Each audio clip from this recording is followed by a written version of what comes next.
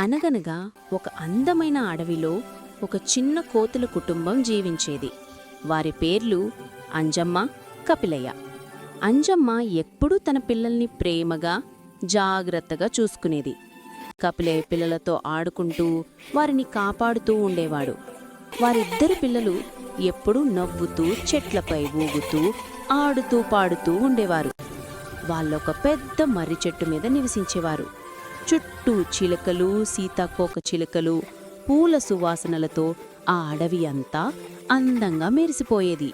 ఒకరోజు ఉదయం అంజమ్మ దూరంగా ఉన్న ఊరిలో రంగురంగుల జెండాలు ఎగురుతున్నాయి అని చూసింది.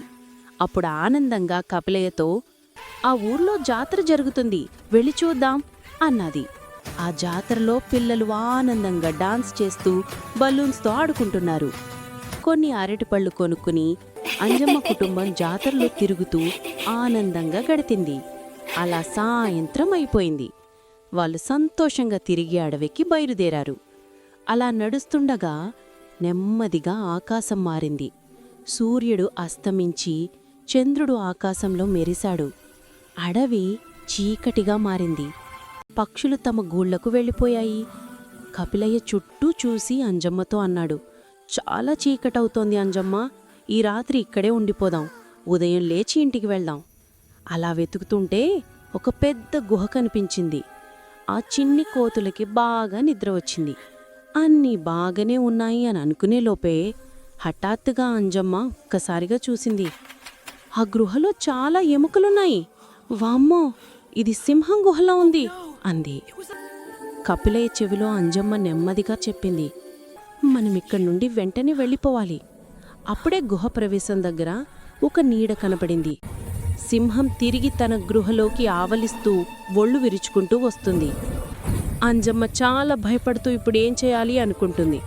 పిల్లలు ఏడుస్తుంటే ఊరుకోపెడుతూ, "ఏడవకండి, నాన్న ఏదో ఒకటి చేస్తారు."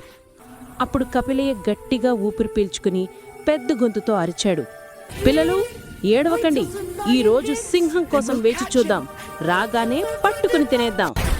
అది విన్న సింహం భయంతో ఆగిపోయింది. "ఏమిటి, నన్ను పట్టుకుని తినేస్తారా?" అని ఆశ్చర్యపోయింది. ఆ భయంతో అటూ ఇటూ చూసింది. "అమ్మో, వాడు రాక్షసుల్లా ఉన్నారు, వాళ్ళు చూడకముందే పారిపోతే సరి" అనుకుని వణుకుతూ పరిగెట్టుకుని పారిపోయింది.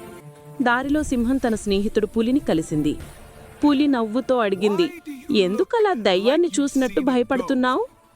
సింహం చెప్పింది, "నా గుహలో రాక్షసులున్నారు, వాళ్ళు నన్ను తినేస్తారట." పులి నవ్వుతూ అంది, "అయ్యో, వాళ్ళు నిన్ను ఫోన్ చేశారు, అది అంజమ్మ కుటుంబం, కోతులు." సింహం అంది, "లేదు లేదు, నేను విన్నా, వాళ్ళు రాక్షసులే, నాతో రా ప్లీజ్." బ్రేవ్గా పులి అంది, "సరే సరే, ఈసారి నేను వస్తాను, కానీ ఈసారి నువ్వు పారిపోవద్దు." వాళ్ళిద్దరూ ధైర్యం కోసం తోకలు ముడివేసుకుని గుహ వైపు బయలుదేరారు. పులి వేగంగా నడుస్తోంది, కాని సింహం భయంతో మెల్లగా వస్తోంది. ఇద్దరూ కొమ్మల్లో చిక్కుకుని జారి పడుతున్నారు. అలా పడిపోతూ కొట్టుకుంటూ ఇద్దరూ ఒకరినొకరు తన్నుకుంటున్నారు, కింద పడి దొర్లుతున్నారు. దూరం నుండి చూస్తే అడవిలో యుద్ధం జరుగుతున్నట్టుంది.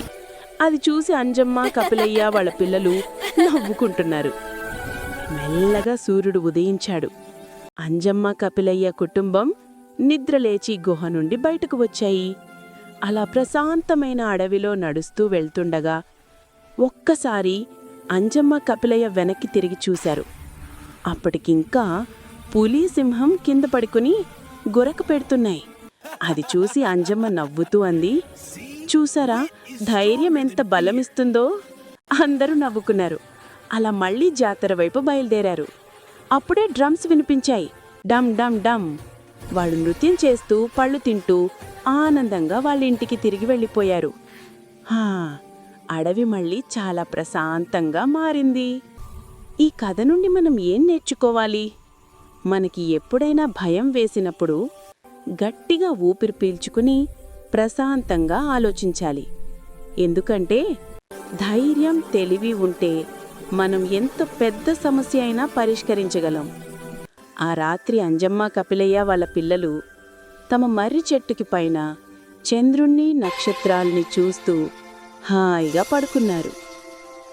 గుడ్ నైట్ పిల్లలు.